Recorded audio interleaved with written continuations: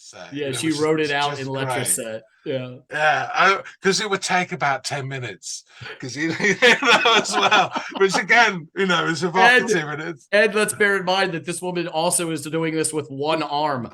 Yeah, so she's really determined to tell him no, very clearly. It's showtime, folks.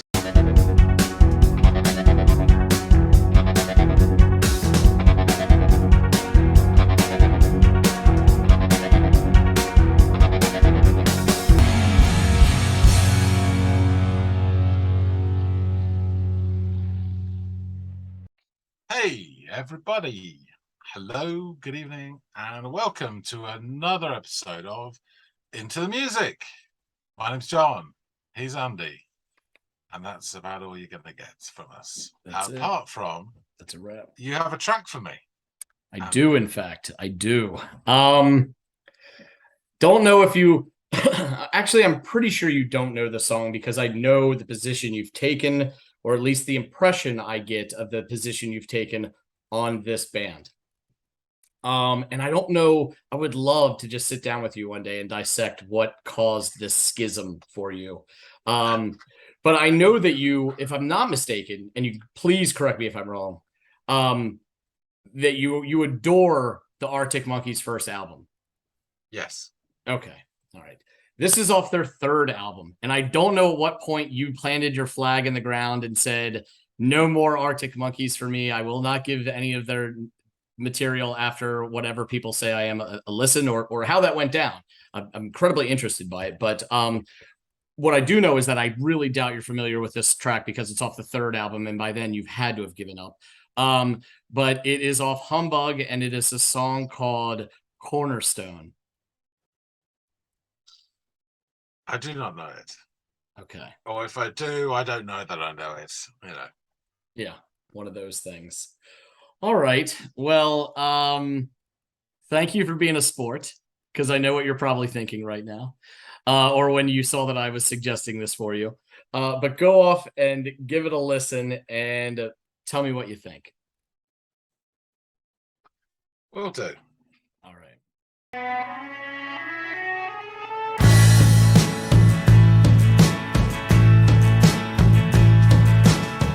Thought I saw you in the battleship, but it was only a look-alike. She was nothing but a vision trick. Under the warning light, she was close enough to be your ghost. But my chances turned to toast when I asked her if I could call her your name.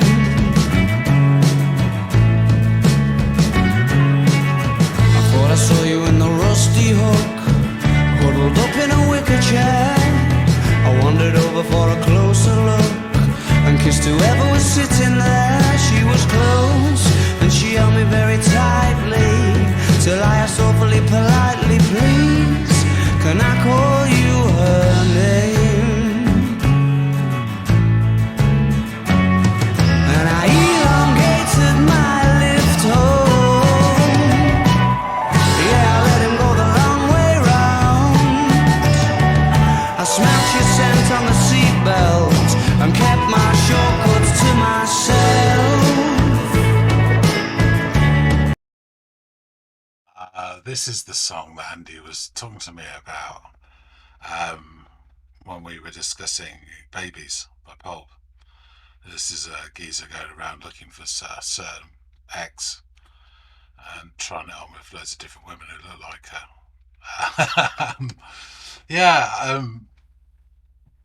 It's really great storytelling. I love the lyrics and the way he sings it. Is the pronunciation of certain phrases. It's good. I thought I saw you in the parrot's beak, messing with the smoke alarm. It was too loud for me to hear her speak, and she had a broken arm. It was close, so close that the walls were wet, and she wrote it out in letraset. No, you can't call me her name. Tell me, where's your hiding place? I'm worried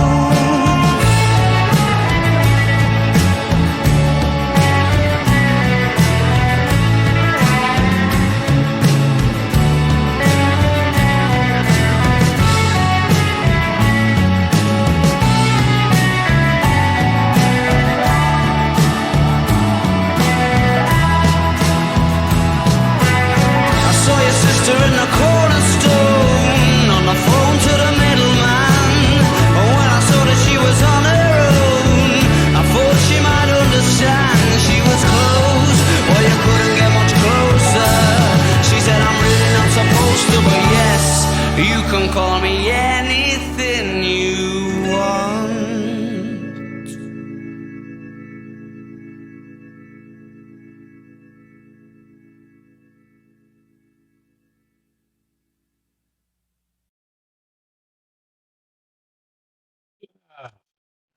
You keep trying to get there in the end, eh? So Andy. And you're back. Well, Yep. you've gone off. You've listened to a later track from the Arctic Monkeys. Under protest. Yes, you're shackled to your desk right now. What did you think of this tune? Yeah, I liked it with reservations. Okay. And it surprised me. Well, it didn't surprise me in some ways. You know, it delighted me in some ways, and it also reinforced some things I thought as well. Okay. So you know, so yeah, it's an interesting song. It started off, and after about I think a minute or so, I stopped the reaction, and I was like, "This is the song Andy was talking about when we were discussing Babies by Pulp." Yes. You know, the sort of weird relationship with, you know, lusting after other people and proving it by sleeping with their weird siblings, sexual you know? fantasy type thing going on by the narrator. Involving a sister and a lover, and yeah, I mean, it was weird. He wasn't in a wardrobe, but you know, it was still weird enough. Unless that was the name of one of the pubs that he frequented throughout the song. Yes. So I would say straight off, there's great lyrics and storytelling, and that is the strength of the song. So yeah, in summary, is various girls in evocatively named pubs. I tried to make something of a connection of the names, but it's tenuous. There isn't really. I mean, the battle what I got was the battleship, the Rusty Hook, the Parrot's Beak, and the Cornerstone. Those are the 4 pubs. Yeah, and he tries his hand in each one, as the saying goes. So there was some really, my notes are a little bit over the places, so bear with me. But there were some really nice lines, and I managed to scramble some down. How accurate, and there's definitely words missing here, so you will definitely have to go through the lyrics proper with me after I've gnarled them and spat them out here. But there was a lovely line that was evocative without being clever or anything. It was just, I really liked the line. It was gone about some girl. I think it was the first one, it might have been the second one. I can't remember which was which now, but huddled up in a wicker chair, and that just took me to that scene straight away. You know, wicker chair at a pub. You know, so there's something about it that really was immediate to me. It was a great image. And then it was talking about, I think that was the first one, because the second one, it was talking about her messing with the smoke alarm, which I thought was really funny. And again, it's one of those little insights that people do, and you can picture it straight away, but and when you stop and think, why the hell are they doing that? You know, and you know, but it's something you see often, you know. And something about it was too loud for him, you know, and she had a broken arm. You know, which again is a lovely sort of it's a character point, isn't it? Which again sort of helps to place that person's in a very, you know, he's only got like, you know, 4 or 6 or 8 lines per girl to try and paint a picture, as it were. Right. As vividly as he can under the constraints. And he does it really well. And there's something about walls were wet, and she's spelled out in letraset.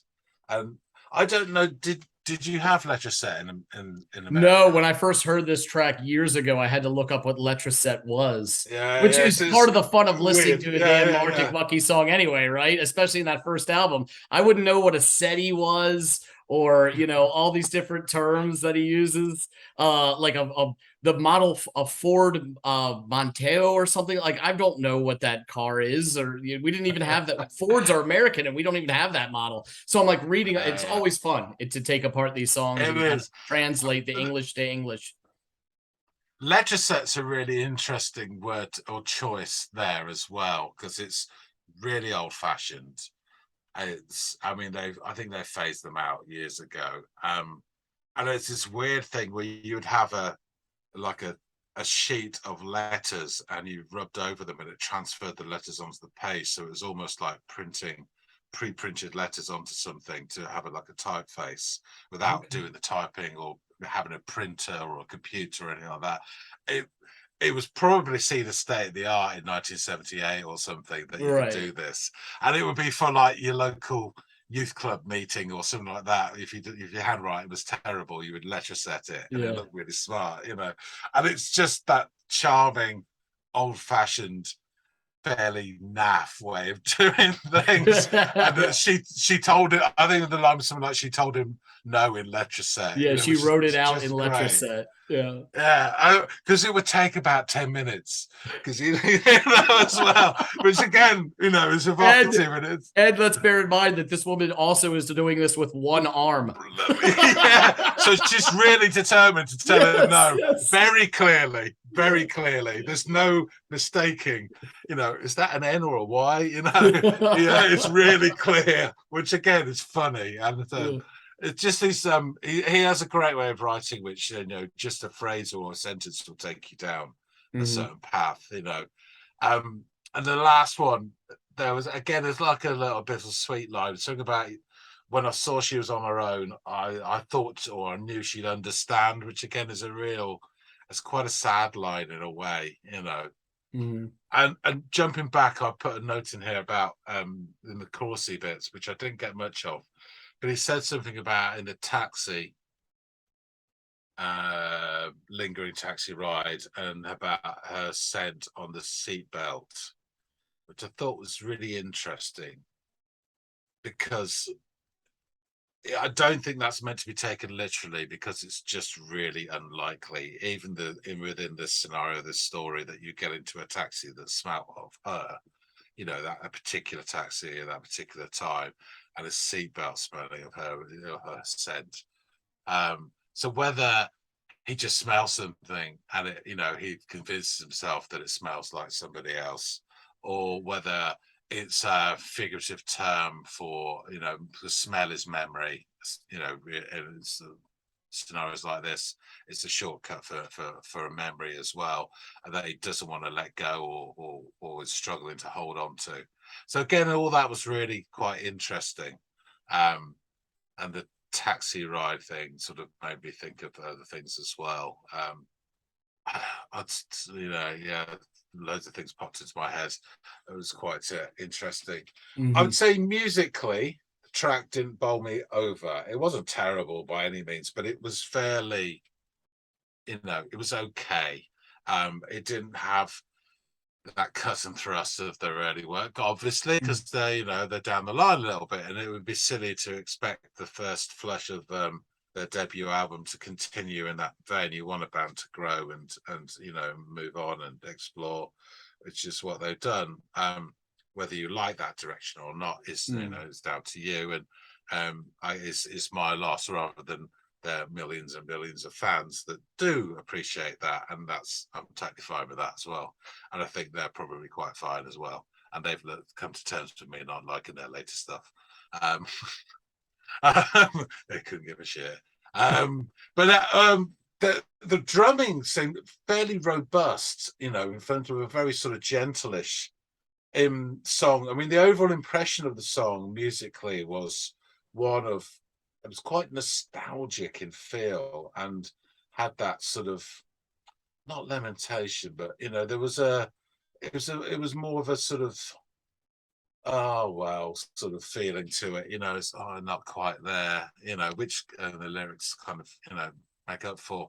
I liked the chiming sort of Dwayne Eddy type guitar, that sound to it, which again was quite old-fashioned sounding, and punctuated nicely. And on the solo, the guitar break, you know, solos probably saying too, you know, giving it too much of a build up, but it was gentle, and you know, but there was in my ears anyway, there was a slight delay on the left ear from the right ear, which gave it that sort of a weird feeling to it, like it's Mhm. just a bit off.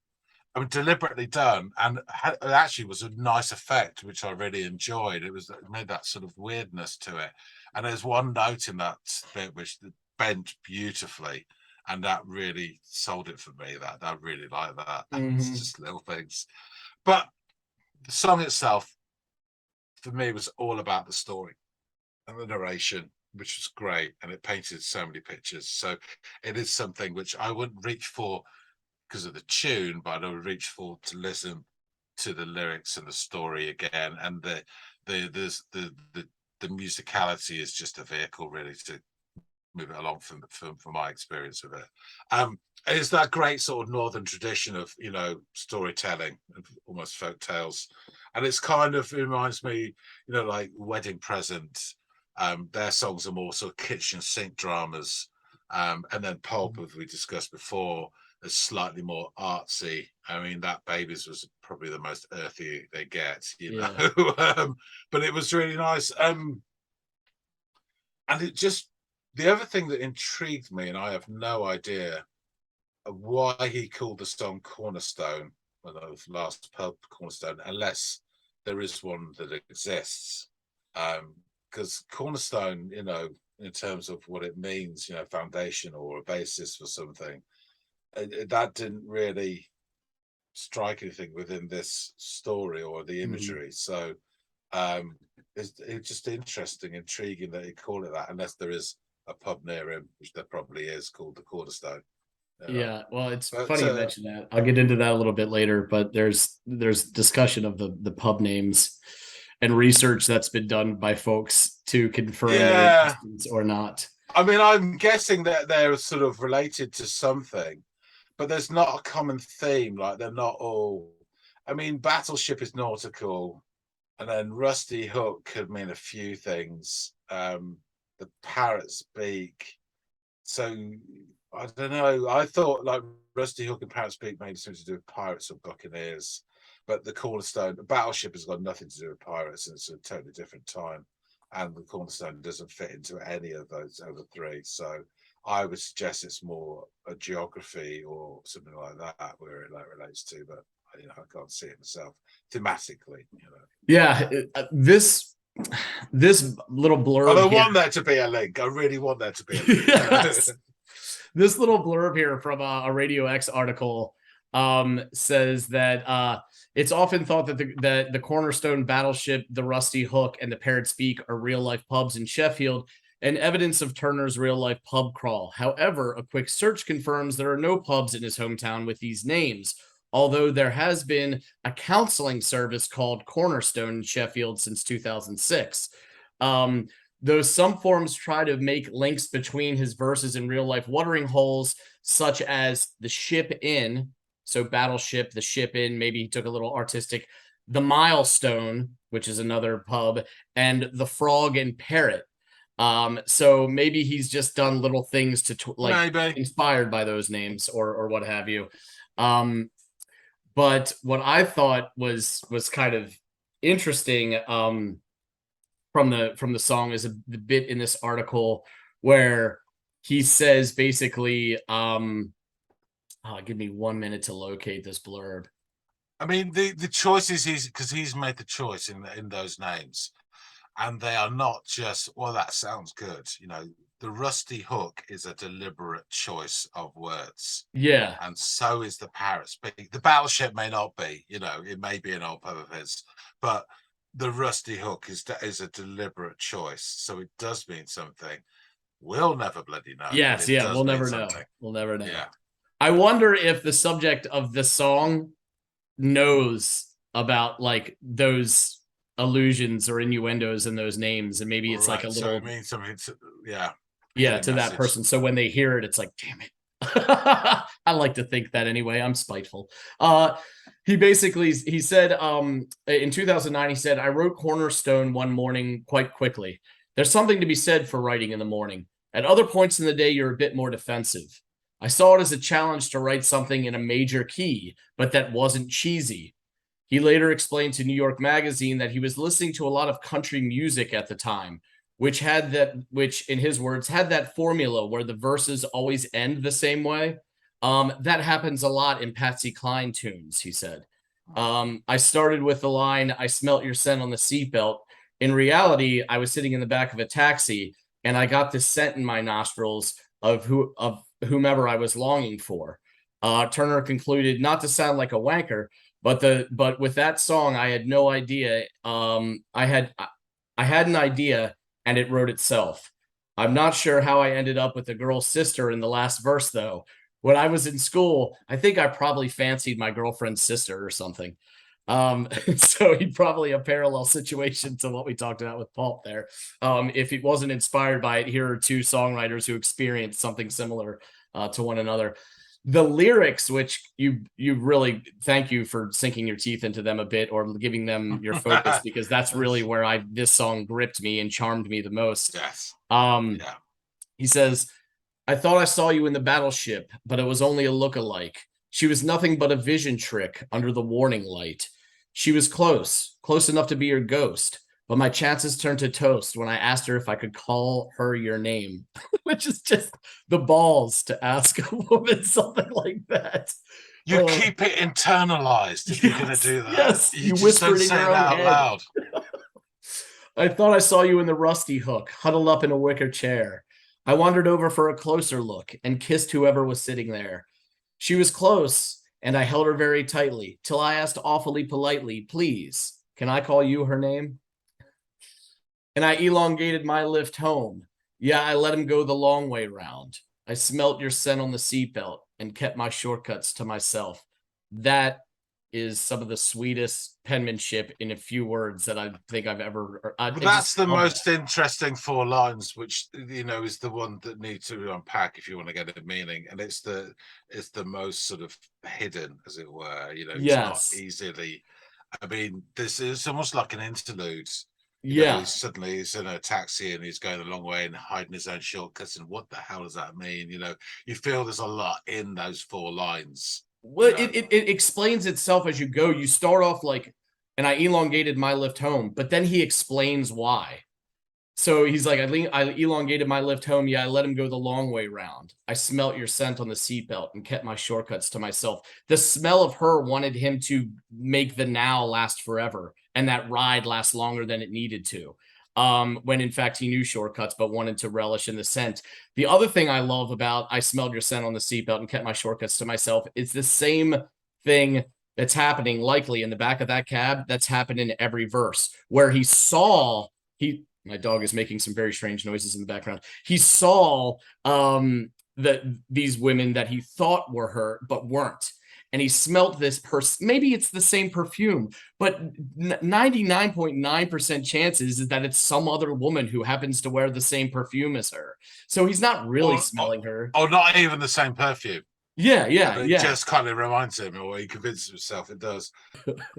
Okay, I'm going to go ahead and wrap this thing up and say, John, thank you for taking this trip into waters that you probably didn't want to charter. Everyone out there in the listening audience, please let us know what you thought of this tune, the Arctic Monkeys. Any hilarious anecdotes you might want to share yourself if you're feeling vulnerable. But until next time, we will see all y'all on the next episode of Into the Music.